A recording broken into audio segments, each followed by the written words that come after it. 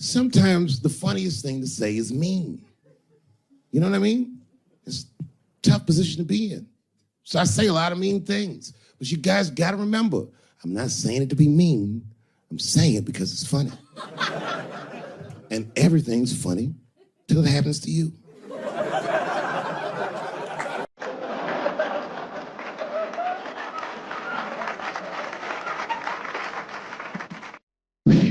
Well, it's the last show. Here we are, Los Angeles, the world capital of rape and dick breath. The fuck has been going on out here? Keeps getting worse. But just when you think it can't get worse, they got Charlie Rose today.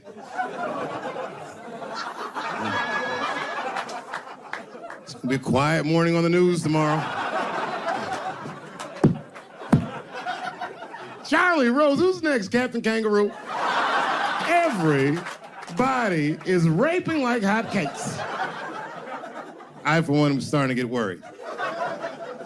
You know, I've been in show business 30 years. I had no idea how much danger I was in. It's really some scary shit. I gotta tell you, Harvey Weinstein's probably the first person that I ever looked at a photograph of and was like, yeah, he rapes. I'm not sure this motherfucker has a choice. Not a handsome man. A lot of meat and extra skin on his face. Yeah, he's ugly. You know the sad part is, he's done so well in life, he probably doesn't know he's ugly. You know, when you're good looking, everybody will tell you, oh, you look wonderful, you're so great looking. But when you're ugly, you gotta figure that shit out for yourself. It's a lot of putting clues together through the years. Why am I not getting in the club? I got all the right shit on.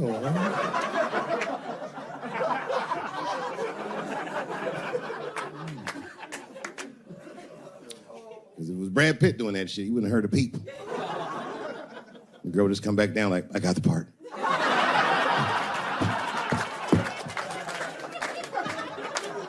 Yuck. Yet, it is important that I acknowledge, ladies, you are absolutely right. There you go. And they gotta all be mindful of that, guys, because this could happen to any of us. It could happen to me. I can see that. I can see myself showing up. Hi, I'm here for my 3 a.m. with Mr. Weinstein.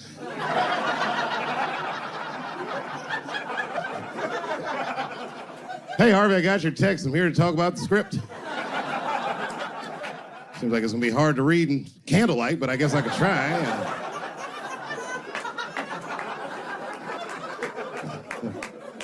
Sound like a fucking nightmare. Could you imagine that shit?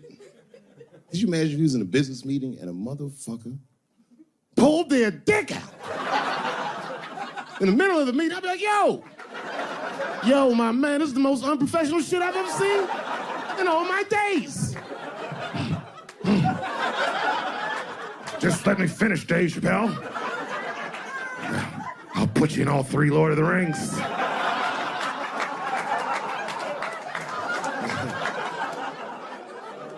Hurry up, nigga. I have other meetings tonight. I have a 4:30 a.m. at Brett Ratner's house, and I believe it's wardrobe fitting.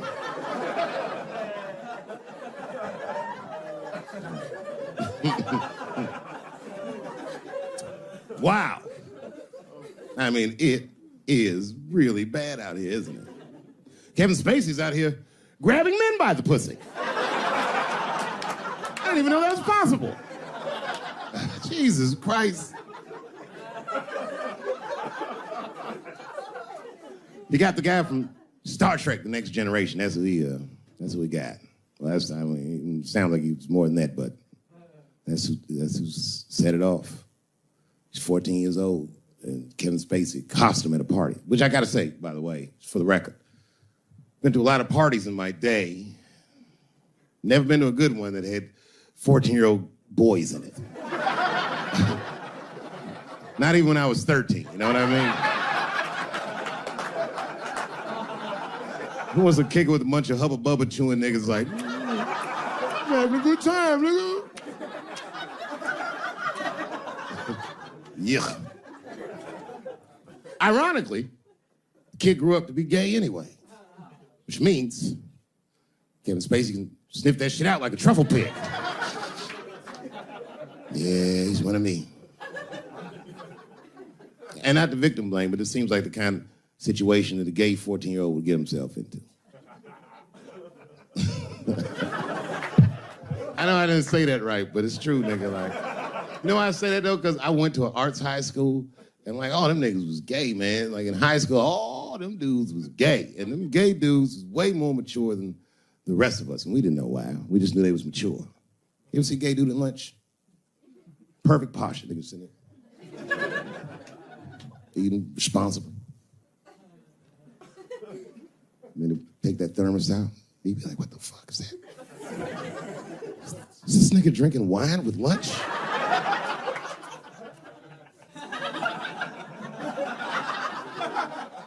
We didn't know what it was. Because we were young boys, we were just trying to figure out who we were. And we didn't realize these gay dudes was fighting to be who they knew they already were.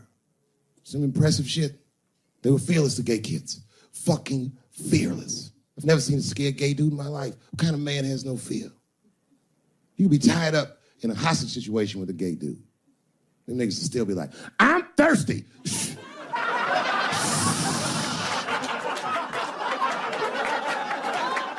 I'm thirsty, David. I need something to drink.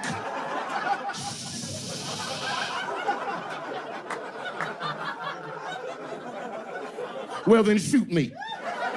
I would rather die of a bullet than dehydration, nigga. I am thirsty. I need some water.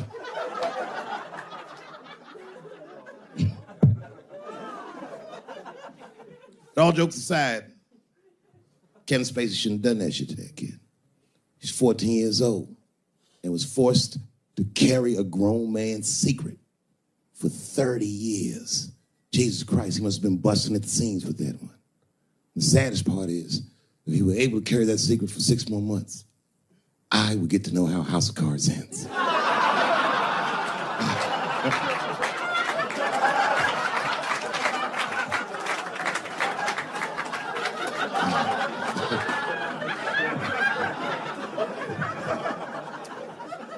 Yep, ladies and gentlemen, these are dark times. New York Times said that Louis C.K. jizzed on his own stomach. You know, I've busted a lot of nuts in my day. None of them were newsworthy. Shit was really gross, because they didn't just say it like I said it. They didn't just say jizz on the stomach. They said it in that fucking Pulitzer Prize-winning style that the New York Times has. It was very descriptive, like, you know what I mean? Louis C.K.'s semen shot out like a volcano of misogyny, slowly drizzling down like lava, covering his freckled penis as it slowly dripped to a fiery crown of red hair. Jesus Christ, I'm trying to eat some huevos rancheros, and these niggas is...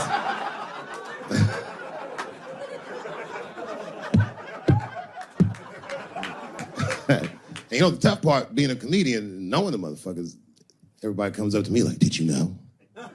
Did you know what Louis was doing? No, bitch, I did not know. The fuck you think we talk about at the comedy club? Hey, nigga, how was the weekend? Great, man. I was just jerking off in faces and coming on my own stomach, having a good time. You know how this business is. No, I didn't know. They act like we sit around like Grease. Tell me more, tell me more. Then she put up a fight. Dun, dun, dun, dun, dun, dun, dun, dun, dun, dun. Sorry, I don't know the choreography, but you get the point. You get the point. She was intense. But Louis was like the turning point. I mean, you know, all these allegations are terrible. Louis was the only... I shouldn't say this, but fuck it. His allegation was the only one that made me, like, laugh. If you think about it, because all his friends is reading it, and he's jerking off, and he's surprising people. He's surprising me.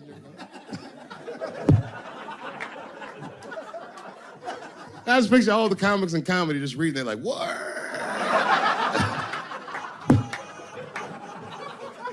It's terrible. I know, it's terrible. I'm sorry, ladies, you're right. You are right. But at the same time, I mean, you know what I mean? I don't know. Jesus Christ, they took everything from Louis. I was like, I don't know, it might be disproportionate. I can't tell. I can't tell. This is like where it's hard to be a man. One lady said, Louis C.K. masturbating in front of me ruined my comedy dreams. Word. Well, then I dare say, madam, you may have never had a dream. Come on, man, that's a brittle spirit. That is a brittle-ass spirit, nigga. That shit is too much. This is a grown-ass woman. You know what this shit is like? It's like COINTELPRO. You know what that is? It's a program that the FBI had under J. Edgar Hoover. In this program, one of the many things they did was they would track the sexual habits of anyone they considered an enemy of the state. It was a lit button. That's why they got all these fucking sex tapes with Martin Luther King fucking bitches. But lucky for us, he actually had a dream. You think if Louis C.K. jerked off in front of Dr. King, he'd be like, I can't continue this movement. I'm sorry, but the freedom of black people must be stopped. I didn't know this nigga was gonna pull his dick out and jerk off like this. I just thought we were gonna get a couple of drinks and chill. Show business is just harder than that. Them women sounded like, I hate to say it, y'all, they sound weak.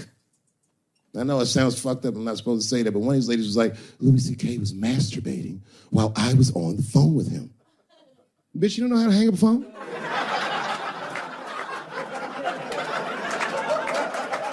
How the fuck are you going to survive in show business if this is an actual obstacle to your dreams? I know Louis is wrong, ma'am. I'm just saying I'm held to a higher standard of accountability than these women are. Don't forget who I am. Don't forget what I am. I am a black dude. And don't ever forget how I got here. My ancestors were kidnapped. I don't even know where the fuck I'm from. They were put on the bottom of boats.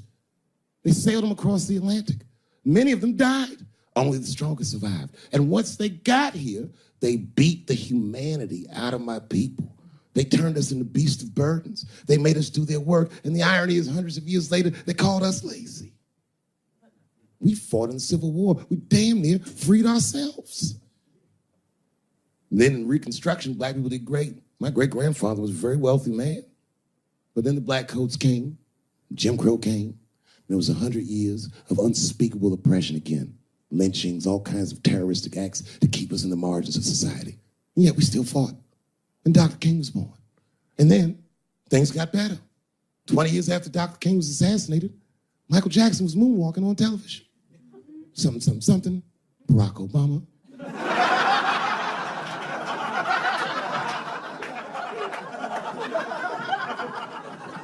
Donald Trump, and now here we all are. 400-year nightmare. Took us 400 years to figure out as a people that white people's weakness the whole time was kneeling during their national anthem. That's a brittle spirit. That's right, nigga. On the rock, it's regular. Ah! Ah! What are you doing, nigga? Stand up!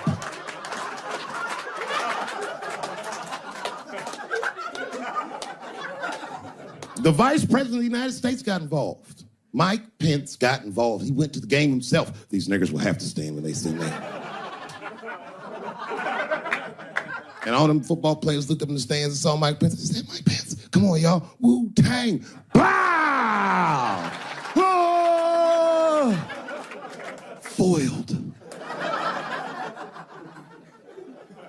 Brittle spirit. I could kill every white person in America at one time. You know how I'd do it? I would just wait for the Super Bowl. And right when they sang the national anthem, I'd have O.J. Simpson walk to the 50-yard line with them bad knees. Is that O.J. Simpson on the field? What the hell's he doing here? Oh, I know what he's gonna do. Stop him!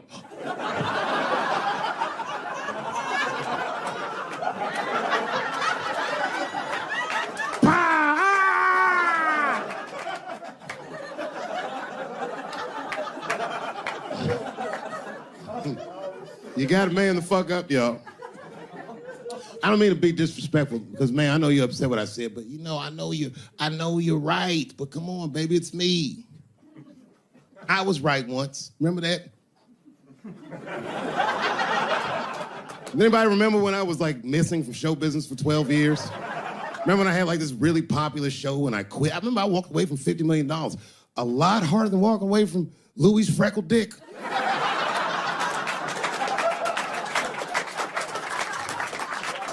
I didn't know that I'd ever work again. And yet here I am tonight. Did my dream die? No. I remember that shit. You don't remember that when I quit my show? Remember I went on the way out the door, I said, something's wrong in Hollywood. I believe they said I smoked crack. That's right, I remember. Remember they called me crazy. So really, you're right, ladies. Congratulations. Enjoy it. And they're coming for you, bitches. They're coming for you. One person that's uncomfortable, who's the most uncomfortable motherfucker in the room? The nigga that's right. I was right at an orgy once. Nobody fucked me. I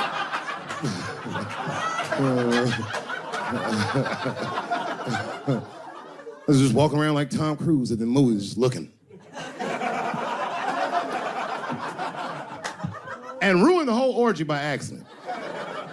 It's easier to ruin an orgy than you think. All you gotta do is wait for it to get kind of quiet and then go, ew.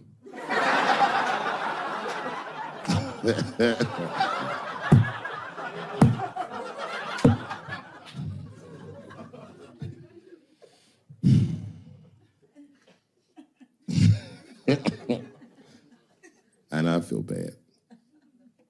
But I just feel like this is all happening for a reason. And ladies, I want you to win this fight. 10 years ago, I might have been scared, but, I got a daughter now, so if you win, she wins. So I'm rooting for you. And I agree with you. At least ideologically, I do. I don't know if you're doing it just right, but who am I to say? I don't think you're wrong. I just think that you can't make a lasting peace this way. You got all the bad guys scared, and that's good. But the minute they're not scared anymore, it will get worse than it was before. Fear does not make lasting peace. That's black people. And that's what it is. What this city really needs, without irony, I'll say this, the cure for LA is in South Africa. You motherfuckers need truth and reconciliation with one another. Because the end of apartheid should have been a fucking bloodbath by any metric in human history, and it wasn't. And the only reason it wasn't is because Desmond Tutu and Mandela and all these guys figured out that if a system is corrupt, then the people who adhere to the system and are incentivized by that system are not criminals. They are victims. And that the system itself must be tried. But because of how systems work is so compartmentalized as far as information, the only way we can figure out what the system is if everybody says what they did. Tell them how you participated. Because men want to help, they're just scared. Because Ben Affleck tried to help. Hey, what happened to these ladies is disgusting. Oh, nigga, you grabbed a titty in 95. All right, fellas, I'm out. Fuck that, I ain't helping. I just want to help. I want to be a good guy. I can't even say the word Me Too anymore. The nigga tonight was like, Dave, I'm going to the comedy club. I was like, I am also going to the comedy club.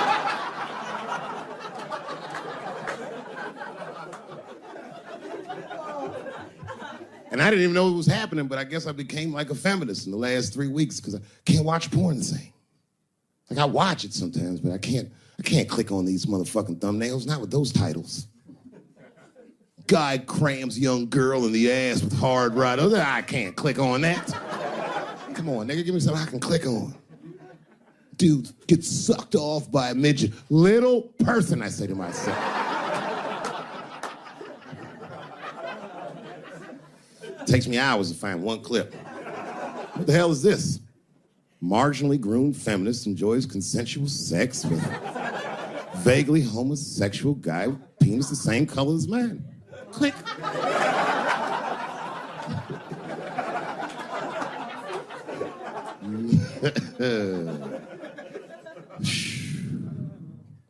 You notice a lot of black dudes haven't been getting Me Too. I don't want to jinx myself.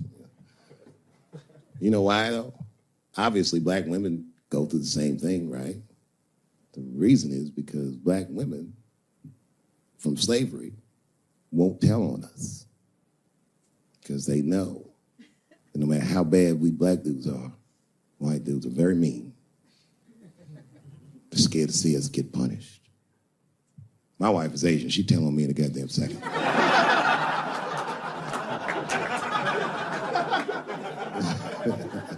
Ain't no fucking up in the Chappelle household. And the wildest shit about it is I live in Trump country.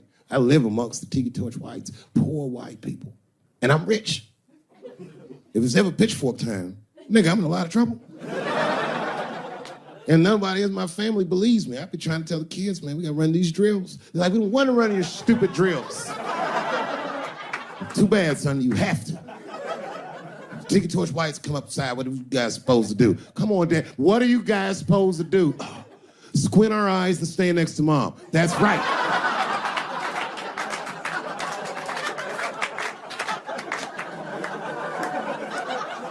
And what are you gonna bring me? Your gun and your groundskeeper uniform. That's right. I'll go outside and see what they want.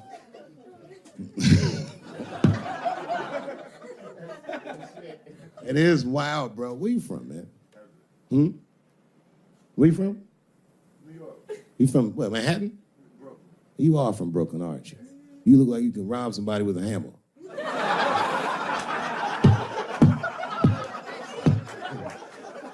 Brooklyn niggas rob you with shit they find around the house. I just got stabbed with a toothbrush. This nigga must be from Brooklyn. I'm fucking around. Yeah, man. Well, you ladies are right. To be honest with you, your lives look terrifying to me.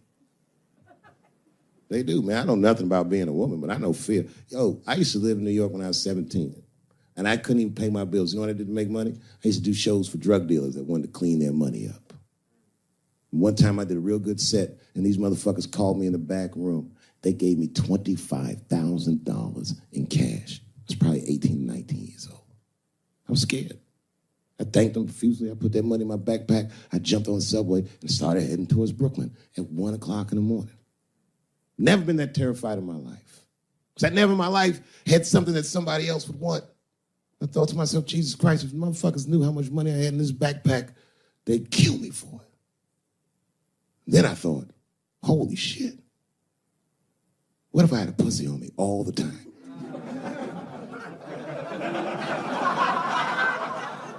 That's what women are dealing with. I'm gonna tell you right now. It's real talk. If them same drug dealers gave me a pussy and said, put this in your backpack and take it to Brooklyn, I'd be like, nigga, I can't accept this.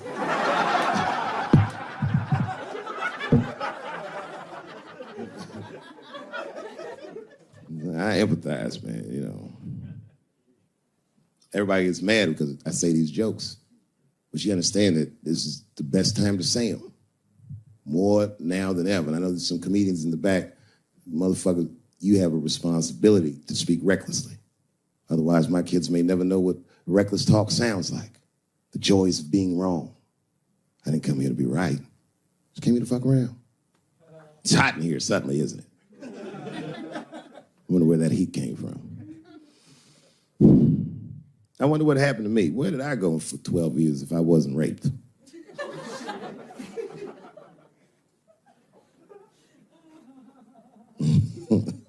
Maybe there's something else going on. Maybe these rapes aren't even the worst of it. Wouldn't that be something? Wouldn't that be something? You can go ahead and go to the bathroom, Brooklyn. You don't need to hear this shit.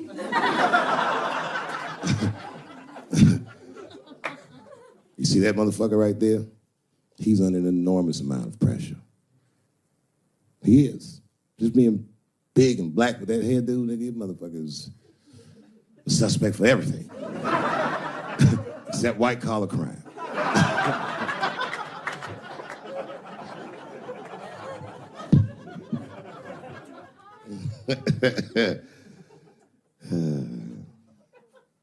Sometimes I wouldn't talk about where I went, but y'all don't even want to know. I was gone for a long time, nigga. I was in the upside down.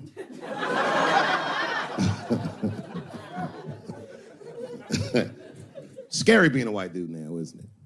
A little bit, no? Well, you're not gonna get me too. But you know what I mean.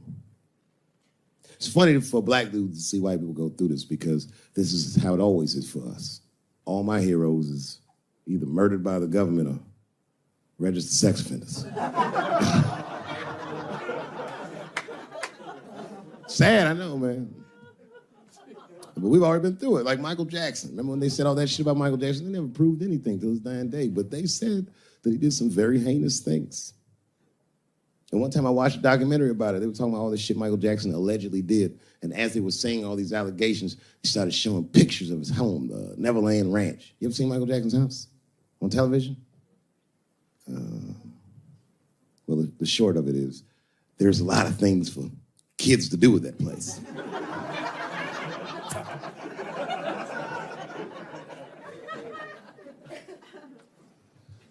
And I saw the whole thing.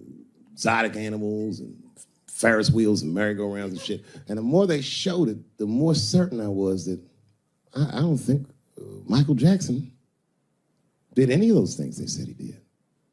His house didn't look sexual. It looked like he was flossing on those motherfuckers. It didn't look like he was trying to fuck kids. It looked like he's just trying to impress them. Like, this nigga's Jay-Z for kids. Like, he's just walking through his house. This is my cotton candy machine. It makes 3 tons of cotton candy a day. You know, all the cotton candy you want. This closet is filled with nothing but custom-made karate slippers. Isn't that cool? Shall I have my monkey bring us more cupcakes? Hey guys, let's watch a movie. What movie do you want to see? Home Alone. Oh, no, don't touch the DVD player. Macaulay Culkin's here, he can act it out. Come on, Macaulay. Act out Home Alone for my guests. And them kids was like, man, you are all right, mister. This is fantastic, man. We had you all wrong. All wrong? What? I don't understand. What do you mean? Huh? Oh, well, you know, man, we thought it was going to be the usual. Like, you're going to have us come over and give us some wine cooler and, you know, suck our dicks. What? Suck your dick? Oh, you faggot-ass kids. Somebody trying to suck your dick, nigga? I was trying to show you a better life. Bubbles, get these kids the fuck out of my house. You're just like everyone else. Hollywood is no place for moral absolutism. You know what I mean? We must never forget that R. Kelly peed on a 15-year-old girl. And he also wrote, I Believe I Can Fly. Same guy, same lifetime. If I showed you that video of him peeing on that girl and scored it to I Believe I Can Fly, he'd be torn. I used to think that I could not go on. You wouldn't know how to feel. If I can see it.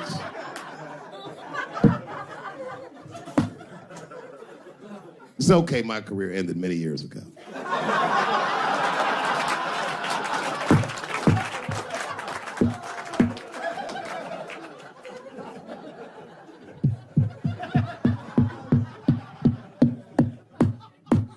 Order. No, I'm terrible. I'm sorry, everybody. I'm sorry. You want to know what happened to me? Yeah. No. It's tempting, but I don't want to talk about it. Maybe at the end, when I run out of things to talk about. Actually, I'm almost there. I'm just trying to tell you what happened to me was I just didn't have a good go of it. I don't know what you guys think happens when you quit a successful show like this. I'll tell you what doesn't happen. They don't go, hey, well, good luck with your future endeavors. That's not what happens. It was cold out there. For real, I had to watch it all go down without me. I had to watch all those people do my show, Key and Peele and Amy Schumer and Mind and Mencia. Well, I'm not going to say they were doing my show. I'm just saying they were awfully similar. I was mad. And people would come up to me on the street and be like, yo, nigga, just every once in a while. Most people thought I was crazy, but sometimes people come, yo, nigga, you did the right thing, man. You my hero. Nigga, I don't want to be your hero. I want to be rich.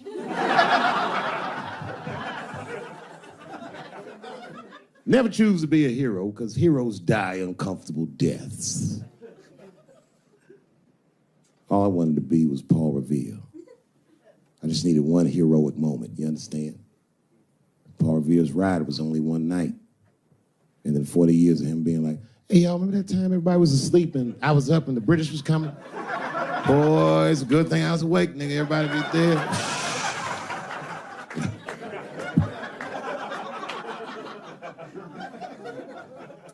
That's why I want to start a GoFundMe for Colin Kaepernick.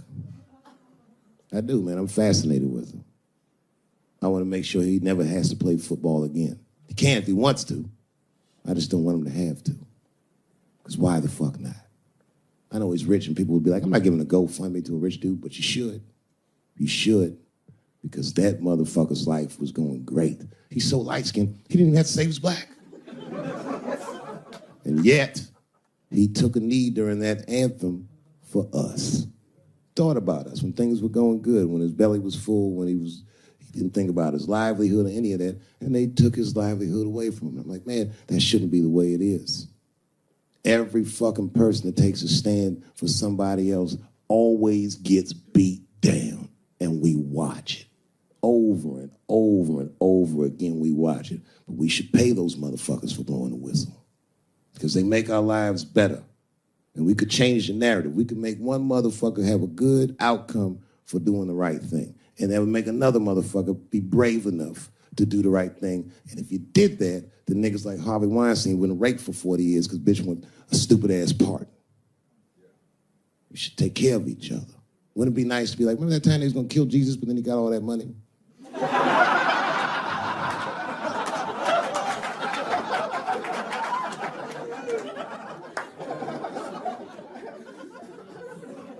Real talk, man. It's not a racial thing. It's about us making our society better. It's about like even these women that are coming forward and they will say they're brave, and many of them are. And a few of them sucked the dick and got buyer's remorse.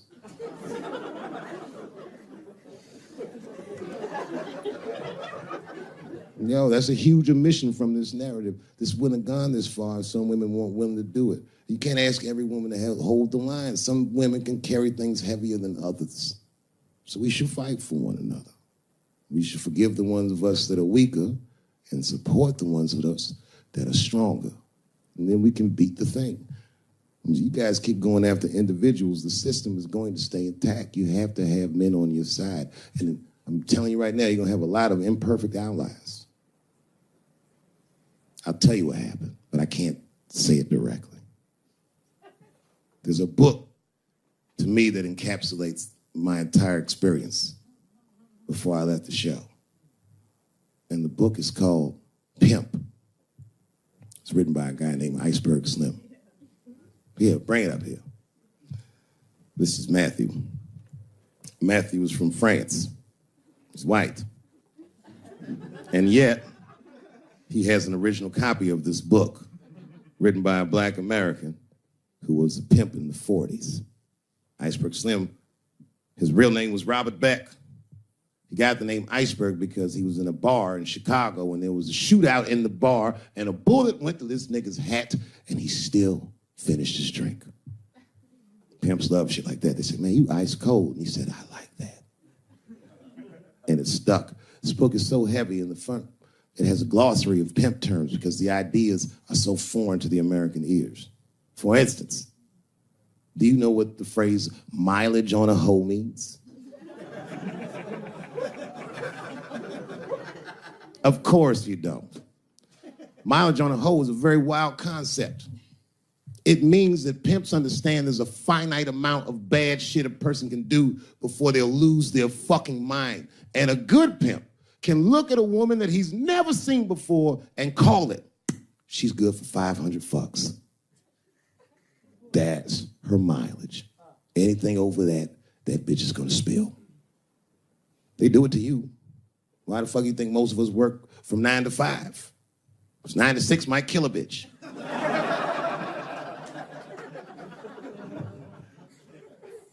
Iceberg Slim was the one that broke down what a bottom bitch was. Does anyone know what a bottom bitch is? Anyone? What's a bottom bitch, sir? It's your prostitute that's the best out of all of them, that brings in the most money. That's right. That's exactly right. Are you black? That's right. A bottom bitch is a pimp's number one hoe. She's even the bitch that helps him keep the other bitches in line. I will repeat. She's even the bitch that helps him keep the other bitches in line. If the pimp was McDonald's, then the bottom bitch is French fries. The rest of them bitches like fish sandwiches and cherry pies and shit like that.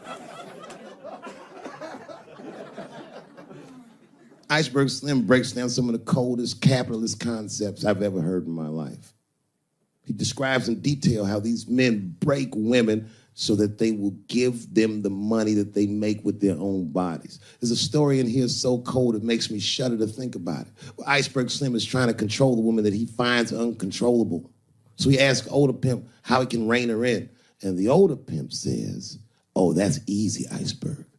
All you have to do is beat that bitch with a coat hanger and then run her a bath and give her some pills. She'll be so grateful that you fixed her that she'll forget you were the motherfucker that beat her in the first place. That's some cold shit. Now, at the end of this book, Iceberg Slim tells a story. It's kind of the crescendo of the book. And in the story, Iceberg Slim's bottom bitch is at the end of her mileage. If she was good for 500 fucks, she was at 498. She was bubbling. You could see it. She was going crazy. She started saying all kinds of shit. Oh, I always wanted to be in the circus. Circus, this bitch is loose. I can juggle too, you know. Juggle. He had to let her go. It's hard to let her go. A bottom bitch go. And he wasn't ready to let her go because his organization couldn't handle losing her. But she didn't know that. She didn't know how important she was. So what he did was he called her to a diner. He said, look, bitch, you and I got to part ways. She said, fine, motherfucker. I don't need you anyway because I know somebody at Ringling Brothers. She's like, all right, bitch, whatever. I got one last trick for you. It's a big money trick. You do this for me, you get paid, I get paid, and we go our separate ways. He said, fine, motherfucker, what do you want me to do? He said, okay, there's a guy in that hotel across the street. He's waiting for you in room number 7. I want you to go over there and I want you to fuck him. But before you do, I need you to put some of this stuff in his drink. And then he's gonna fall asleep. When he does, there's a briefcase on his bed. Bring the briefcase to me. That's the trick, bitch. Can you handle it? She said, fuck yeah, I can handle it. And I can't wait to get rid of you. And she ran outside, jumped on a unicycle and pedaled across the street. And Iceberg watched her. He's like, man, she's pretty good. Man, if I never jerked off in her face, maybe she would have been in the circus right now.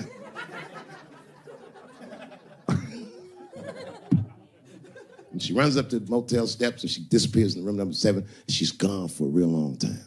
Real long time. So long, in fact, that Iceberg got a little worried. But then, suddenly, she came back. He said, what's going on, bitch? Where's the briefcase? She said, I didn't get it, Daddy. He said, what do you mean you didn't get the briefcase, bitch? What's wrong with you? She said, oh, I did everything you said, but that man don't look right. Something wrong, Daddy. He said, what do you mean something's wrong, bitch? Did you put that stuff in his drink? She said, I did everything you said, Daddy. I put all of it in his drink. He said, wait a minute, bitch. Wait a minute. You put all of it in his drink? Now he had to see for himself. So the two of them go across the street to the motel and they go into room number 7, and on the bed, laying lifelessly, is the white man that she was supposed to fuck. And Iceberg said, you right, bitch, she don't look good. What the fuck? So he called a friend of his that was a doctor that was close by. And the doctor came in, gave the guy a thorough examination, and told them both what was obvious. Slim, this motherfucker is dead. Oh, God, Daddy. Oh, no. Oh, no, we killed him. He said, calm down, bitch. We didn't do anything. You killed this motherfucker. And then he reached under the bed and he grabbed the briefcase. He popped it open. It was filled with money. More money than any of them had ever seen. And Iceberg took a little bit of the money and gave it to the doctor, and the doctor left discreetly. All right, bitch, let me think. I can fix this for you. I know somebody I can call. But if I call him, I'm gonna owe these motherfuckers a big favor. Oh, God, Daddy, please. I don't want to go to jail. Neither do I, bitch, so you shut up. She picked up the phone. She heard him mumbling on the phone a little bit.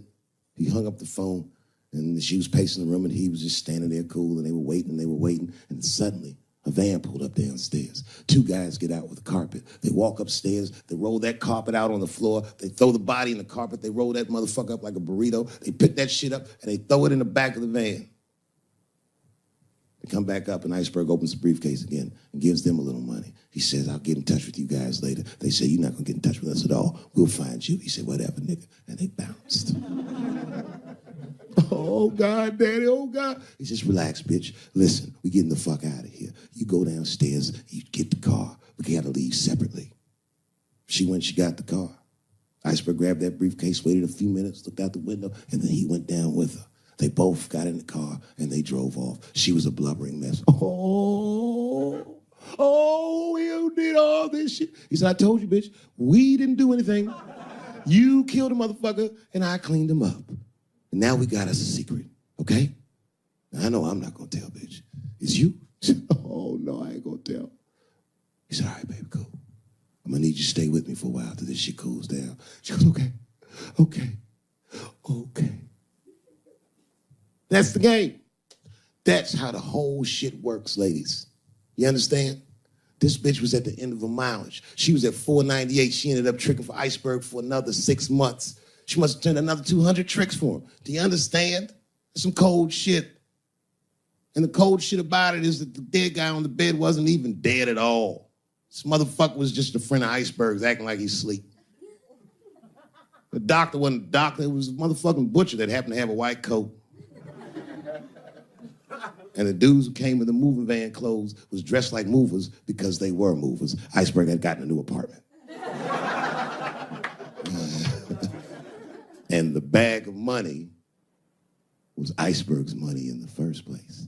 The money he got from all those women. That's a cold game. That's the motherfucking capitalist manifesto. And that's why I went to South Africa. So now we got us a little secret, bitch. And CC Essential. Yes! I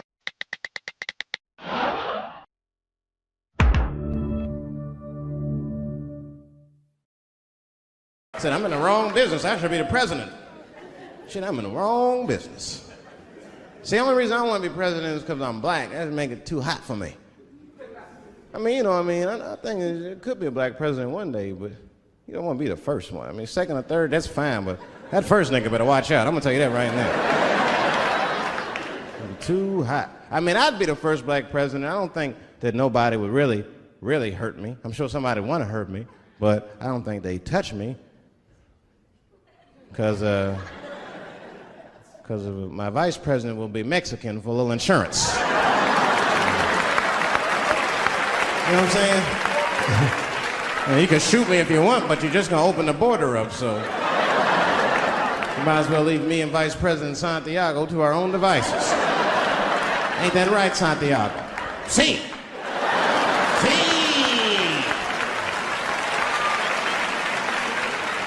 Elian can stay. Don't worry, I don't got no Elian jokes. All I'll say about Elian is thank God he's Cuban. Because if he was Haitian, you'd have never heard about his ass.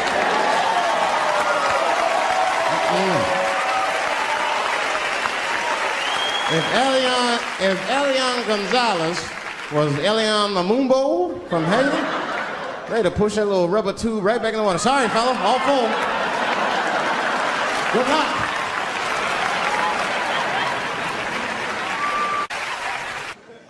Scared to death of these police. I am, nigga. I got a police scanner.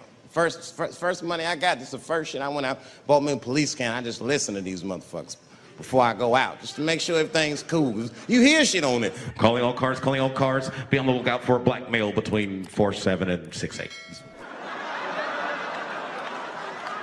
Staying in the crib tonight, fuck that.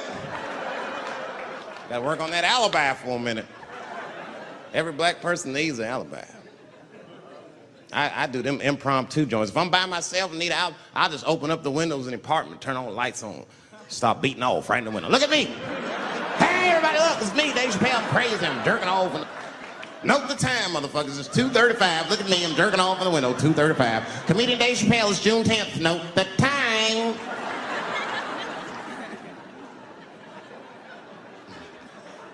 That shit could save my life. Officer David Chappelle couldn't have done that. I saw him in his window masturbating from 2:35 to 2:37. I'm certain of it. He was standing on a clock and holding a calendar and today's paper. Fuck, I need an alibi. I can't be no celebrity. This shit is just the worst. I'm seeing it. I see why stars are crazy now. These motherfuckers. I went to Disney World with my kids, which is a big deal for me. I don't get to see my kids so much. I do Chappelle show 20 hours a day, sleep for like half an hour, raise my kids for 10, 20 minutes, and I go back to work. Now, this particular day, I got to hook up with the kids. We went to Disney World. Everybody at the park, fucking everybody. Hey, Rick James, bitch. Hey, I'm Rick James, bitch. It's like, hey, man, hey. You mind not calling me a bitch in front of my kids? Time out, motherfucker. We take a day off. Even Mickey Mouse did it. I said, this is the most unprofessional shit I have ever seen in my life. Rick James, bitch. Oh, I was fed up. I caught that motherfucker with an uppercut. Bop! Knocked his head clean off. Everybody was screaming. Oh my God, oh my God. Mickey Mouse is Mexican. That's the thing, there's so much stuff to worry about. You know, the more you know you don't know and shit. You know, like a lot of people be telling me, Dave, you know, you just gotta relax. The racism thing be bugging you too much. I be thinking about it. Sometimes shit'll happen. You know, a lot of black people can relate to this. Have you ever had something happen that was so racist that you didn't even get mad? You were just like, God damn, that was racist. I mean, it was so blatant, you were just like, wow. Like, almost like it didn't even happen to you. It was like a fucking movie. That was like you was watching Mississippi Burning. Wow. That happened to me. I was in Mississippi. I was in Mississippi doing a show, and I go to the restaurant to order some food, and I say to the guy, I say, I would like to have, and before I even finish my sentence, he says, the chicken. I said, what the fuck? I could not believe it. Could not believe that shit. This man was absolutely right. I said, how did he know that I was going to get some chicken? I asked him, I said, how you know that? How'd you know I was going to get some chicken? He looked at me like I was crazy. Come on, buddy. Come on, buddy. Now, everybody knew as soon as you walked through the goddamn door, you're going to get some chicken. It is no secret down here that blacks and chickens are quite fond of one another. Then I finally understood what he was saying, and I got upset.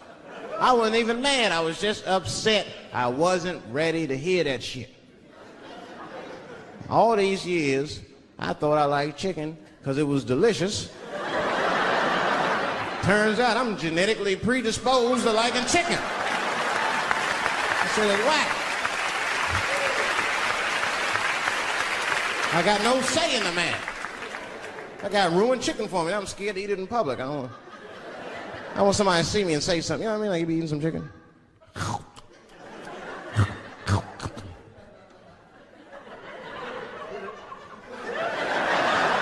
Look at him.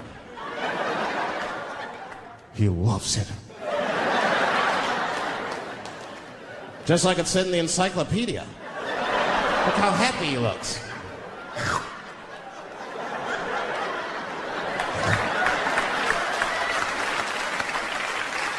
Sometimes the world be too much to deal with. That show business be crazy. That's where the cultures really collide. Show business bring a lot of races together. Sometimes it works, sometimes it don't. This is one thing that happens that's funny. You know, sometimes I'll be on a business call, right? You know, like with a lawyer or something. You know, my lawyers be white. And like, we'll be on a call, right? And they'll be like, oh, okay, Dave, we're gonna close the deal. Was that fine with you? I'll be like, yeah, that's good for me. Great. Great. You have a good weekend, Dave. I'll be like, all right, you too, man. Peace. Oh, all right. Bye-bye.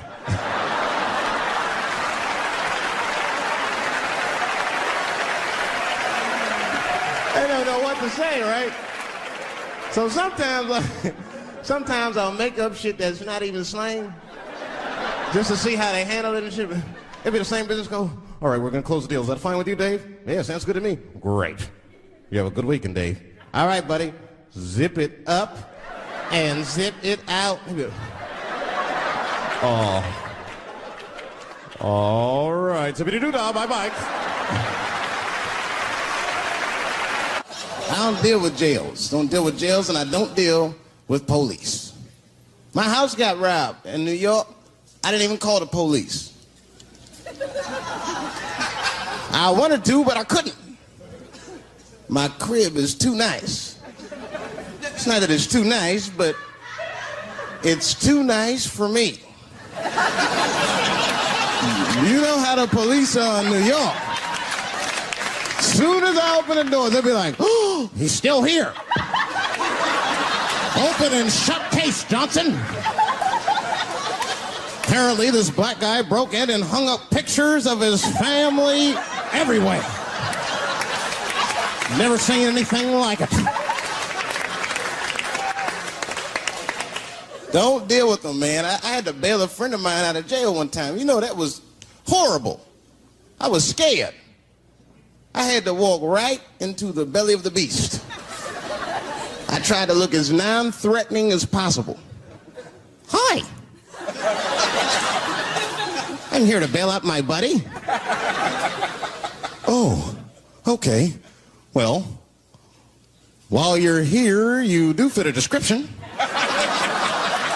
If you'll walk this way, we can process you. How they always get us. It's fitting those damn descriptions. Now, I could be bitter and blame all the police, but no. I'll tell you who I blame. It's those sketch artists. They keep drawing the same brother over and over again. Who is this generic man we all look like? I want to know what they say when it's us. You know what I mean? They'd be in that room like, did you get a look? Did you see the guy that tried to rob you? Yes. Yes, I did. He's about 6 feet tall, I'd say. 6 feet tall? Yes. He had his hat on backwards, too. Good. That's good stuff. Hat was on backwards. Yes. He was black? Okay. Big lips, big nose, hanging out. Say no more, sir. I'll draw him from memory. You know, let me get my stencil. I think we can trace this guy and save some time. I'm having an artistic dilemma. I have 2 poems. One poem is older, and one poem I just wrote backstage. Which one would you like to hear? Wait! How many for the old one? How many for the new one?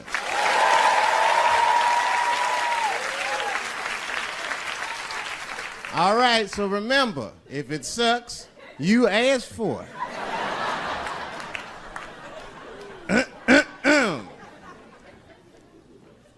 One night at 3 a.m., I went to the corner store. I forgot why. Oh, that's right, I wanted a bite. I had the munchies because I was high. The store is owned by Mr. Fong, and every day he sees me, he does me wrong. He's Korean. Now, I'd never say I hate all Korean people. I haven't met all Korean people. That hate talks for savages. But even though I don't generalize, I do percentages and averages. So far, I hate 1 out of 5 Korean people I've met so far. So I come in the store. Hello, Mr. Fong. I say, and he just scowls at me and growls at me. Buy something. Hurry up. Now look, I'm not stealing in the least, but if you're shopping and you know someone's watching you shop, that shit'll make you look like a thief.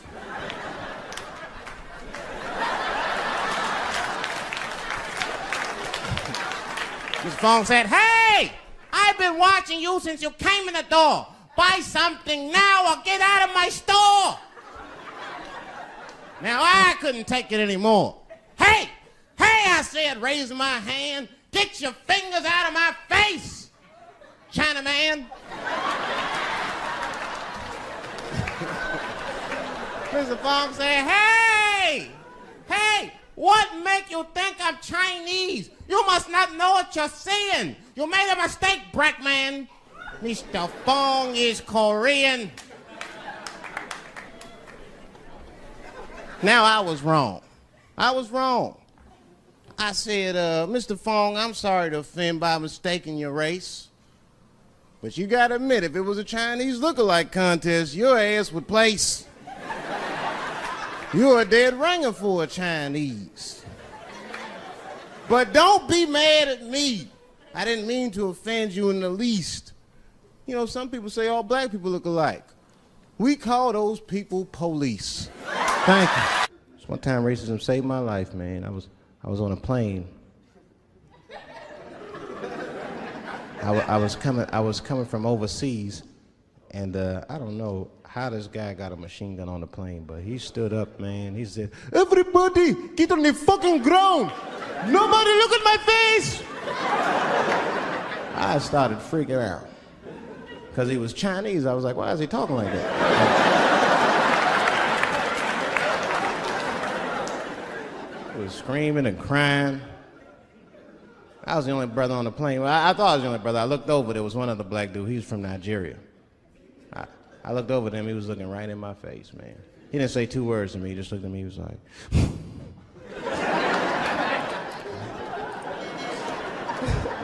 He didn't need to talk, I knew just what he was talking about. I looked right back at him, I was like...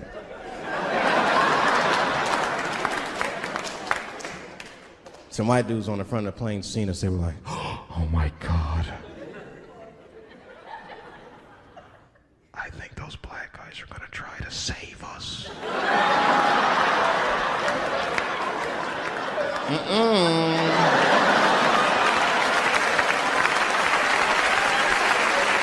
We were just communicating that we understood the situation.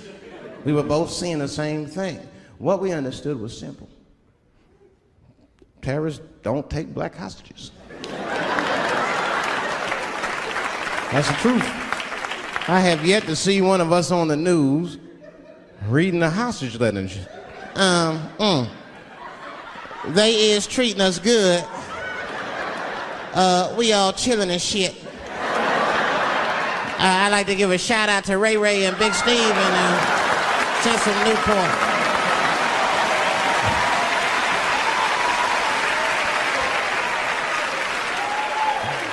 You're not gonna see it. Terrorists are smart. They know what they're doing there, you know. They terrorists. They know it's black people's bad bargaining chips.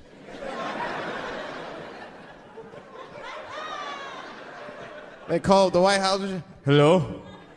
We have got 5 black... Hello?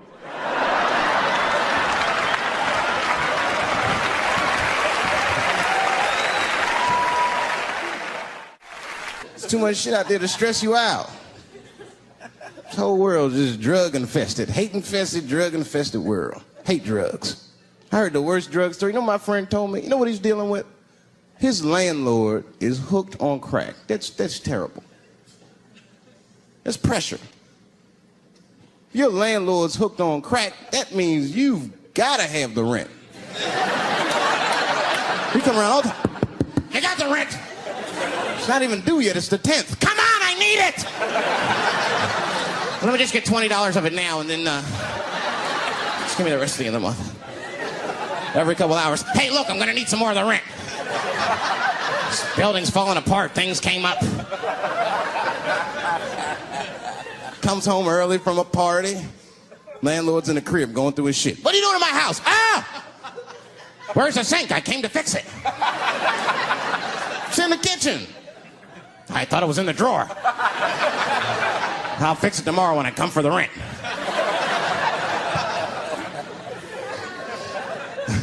You know what I hate about drugs? I hate when like people my age and older get hooked on crack. I hate that shit.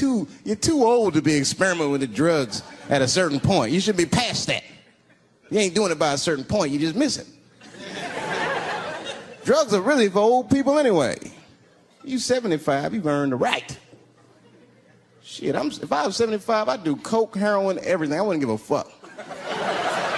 I'd be walking down the street, they'd be like, boy, that old man is tripping.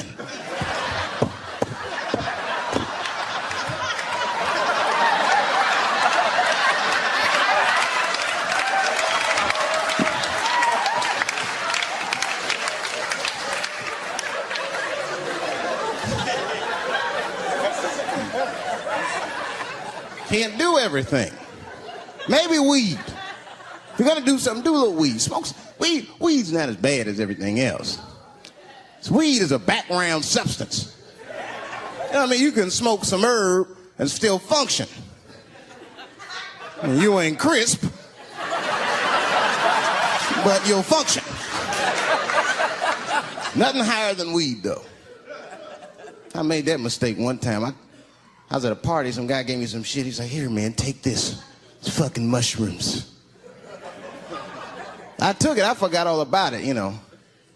Then a couple days later, I found that shit in my pocket. I'm thinking, why not? Because I'm thinking it's like weed, some background shit. I planned my whole day out like it was weed. I'll chew this shit up, then I'll go to the barber shop, get my hair cut, and then I'll see a movie.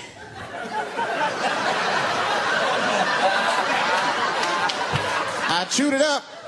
So far, so good. Then I was in a barber shop like an hour later. And it's funny because I was just thinking to myself, I was like, ooh, this stuff sucks. Tastes like athlete's foot. I feel sick, but I'm not really high. Then I looked in the mirror. I saw the barber's reflection, man. It looked like a big penis was cutting my hair. I freaked out. I started talking to myself, Dave, calm down. You're on drugs. This is what drugs do. Okay, you know that there is no way that a penis can cut hair. But I started freaking out, man. I just couldn't take it anymore. I jumped out the chair, half my hair was cut, I didn't care. I didn't, I just gave a barber a handful of money. It was weird, the balls opened up. Anyway, I ran home, man. I ran home as fast as I could. It's tripping. I looked at the clock, it was 2:42. I was like, damn, 2:42? I gotta sober up. I had never been this high this early. I took a shower. I was still high. I said maybe music will do the trick. I listened to every CD I had. I was still high. Exercise, that's what I'll do. I ran around the block 4 times, still high. Took a nap, woke up, fucked up. I looked at the clock, it was 2:43. I said, God damn. I've been accused of having sex with a girl I did not have sex with before, and let me tell you something, that shit is infuriating. You ever go through that, you know, it'll make you crazy. You be screaming at your best friends, I didn't touch that bitch, nigga, I'll kill you. Fuck you, nigga, I'll kill you. Please believe me. Please believe me.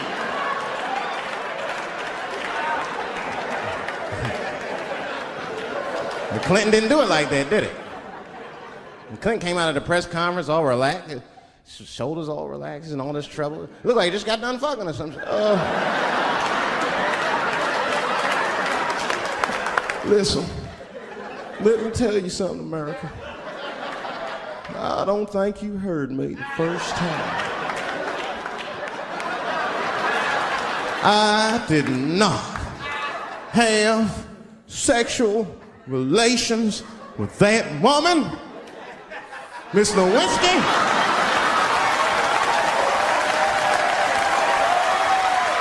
You know he did it. You know he did it.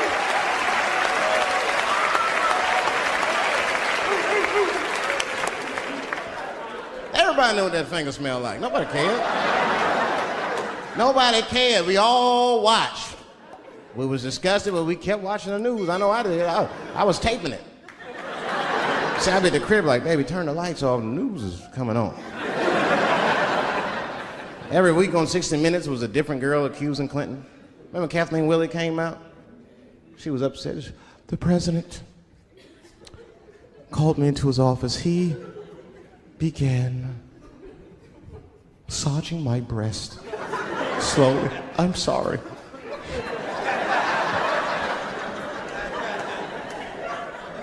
And then he placed my hand on his genitals. Ed Bradley was shocked. Was he aroused? I was at home like, yeah, was he aroused?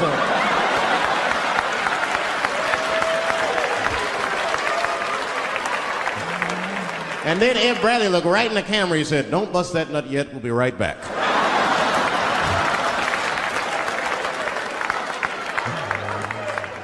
Oh, man, the news had never been so good. But there were no victims. There were no victims. Only one I feel sorry for is that Lewinsky. I feel a little sorry for her. Don't y'all feel a little sorry for her at all? God damn, y'all, come on, man. Have a heart. That's a hard thing to be famous for, man. I mean, nobody want to be the most famous cocksucker of all times and shit. I feel bad for her. Not even the women feel sorry for her a little bit, ladies? Now that's jealousy. That's what that is. I mean, come on, y'all. That's one dick that girl sucked. It's gonna haunt her for the rest of her life. Long after she spent that money up, that's still gonna haunt her. And I know there's a lot of women in here with at least one dick they regret. And I bet you it wasn't a president's dick. I bet she worked at Kenny Shoes or Safeway or some shit like that. Don't go judging her. Don't go judging her. See, we gotta stop judging people. That girl was young, and she made a mistake that young girls make. She wanted to fuck a powerful man, period. That's as far as she thought it through. She wasn't thinking about how powerful the president was. She didn't have no wisdom. An older woman would have helped everybody. An older woman would have been in there, you know, you should lower taxes. You know what I'm saying? Do this song. You know, that's just my grandmother used to sing that when she cleaning up. That's a Negro spiritual. Black work song. Not everybody know about that. I know. See, white people, you guys might whistle when you work. You dig? But that's how you can tell what kind of work we're actually doing.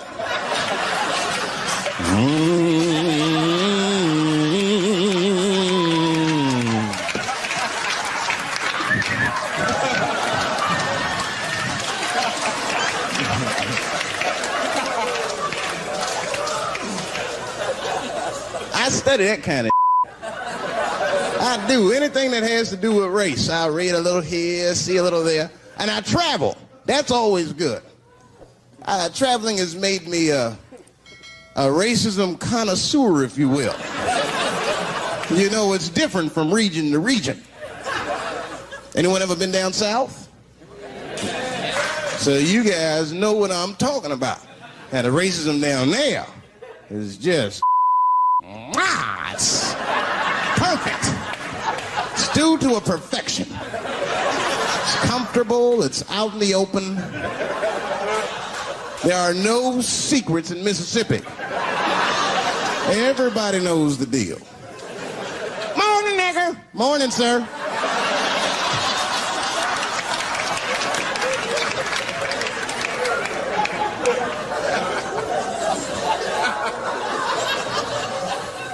Not up here.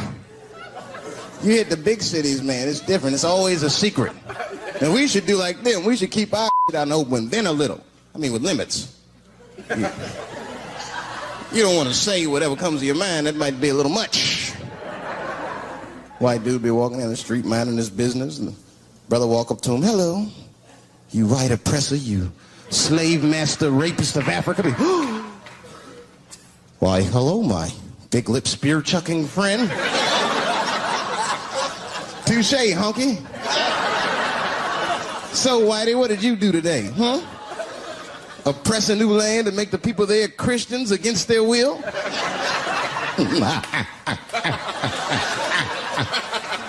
What did you do, fella?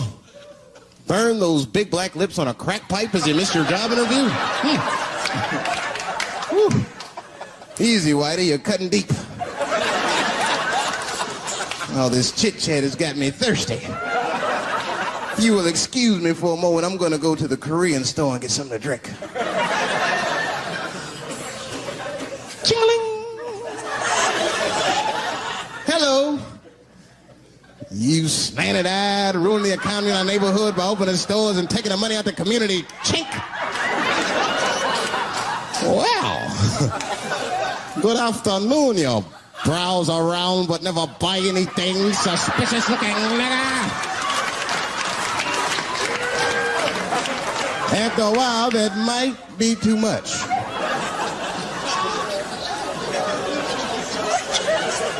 But you can't help it. If you're an American, you're a racist. We brought up from the beginning to think in generalizations. We never look at the individual. We rarely look at the individual. I'm a racist.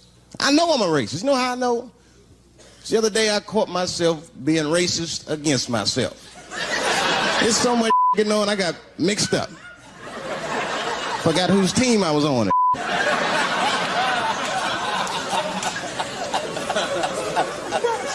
One time I was reading the paper, man, this story came on about this guy was suing a department store because they wouldn't let him play Santa Claus, you know, because he's black. And I was actually like relieved when the department store beat him. That's bad. But I wasn't ready for that. I wasn't ready for the idea of a black Santa Claus, man. That would suck. So we wouldn't get our presents to the 28th, 29th. Sorry, I'm late, kids. Santa got caught up with some in Vegas. I had to sell some toys to get back, shit. Where them cookies at?